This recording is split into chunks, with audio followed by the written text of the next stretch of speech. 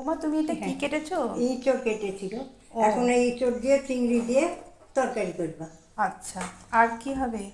আর ওই বাটা মাছ এনেছে, ওই আচ্ছা, বাটা মাছ করবা, তাহলে হবে। তখন তো হয়েছে বাটা মাছের সকালে। ঝোল। একটু লবণ দিলাম,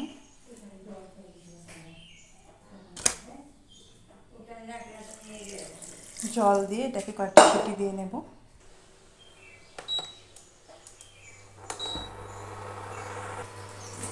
এখন এদিকে আমি মাছগুলোকে ভেজে নেব।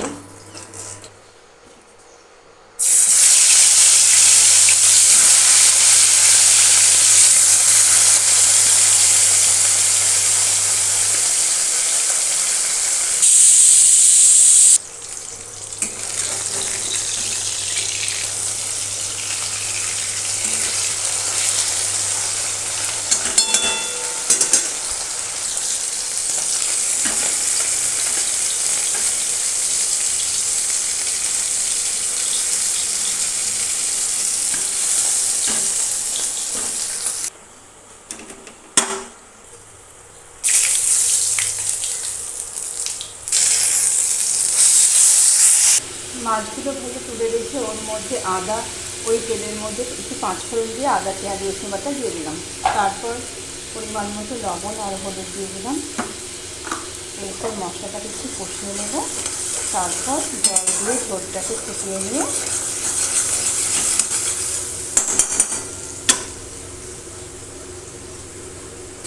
এরপর মশলাটা একটু কষিয়ে নিয়ে জল দিয়ে দেবো।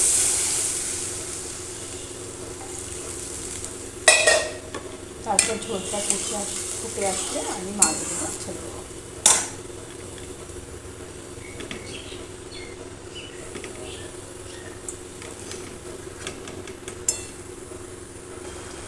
এদিকে ইঁচড়টা সিদ্ধ হয়ে গেছে আর মাছের ঝোলটা নামিয়ে রাখলাম, আর এখানে চিংড়ি মাছ ভেজে রেখেছি। এরপর কড়াইটা আবার বসিয়ে দিলাম ইঁচড়টা রান্না করার জন্য। কড়াইতে তেল দিয়ে দিলাম, আর একটু অল্প করে তেল দিয়ে রান্নাটা আমি করবো। পেঁয়াজ লঙ্কা কুচিগুলো দিয়ে দিচ্ছি, কারণ মাছের ঝোলে বেশ অনেকটা তেল হয়ে গেছে। তো এটাকে একটু অল্প তেল দিয়ে রান্নাটা করবো, তাহলে কিন্তু তেলের ব্যালেন্স হয়ে যাবে। তো মাছ কড়াটা হয়ে যাওয়ার পরে, মাছটা রান্না হয়ে যাওয়ার পরে আমি এটাকে পেঁয়াজ আর লঙ্কাটাকে বেশ ভালো করে লাল লাল করে ভেজে নেব। এগুলো ভাজা হয়ে গেলে এখানে একটু দিয়ে দিচ্ছি টমেটো আর আদা রসুন পেঁয়াজ বাটাটা দিয়ে দেবো।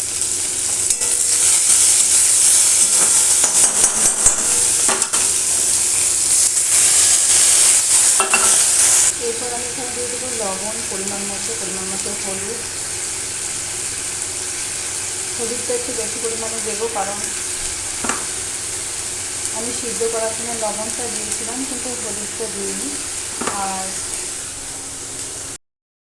সামান্য কষিয়ে নিয়ে ভালো করে তারপর আমি দিয়ে দেবো সিদ্ধ করে রাখা ইঁচড়গুলো দিয়ে কিছুক্ষণ সময় ধরে কষিয়ে নিয়ে তারপর আমি জল দিয়ে সিদ্ধ করে নেব। আর নামানোর সময় একটু মিষ্টি দেবো, তাহলে ইঁচড়ের তরকারিটা হয়ে যাবে। আর এখানে আমি চিংড়িগুলো দিয়ে দেবো।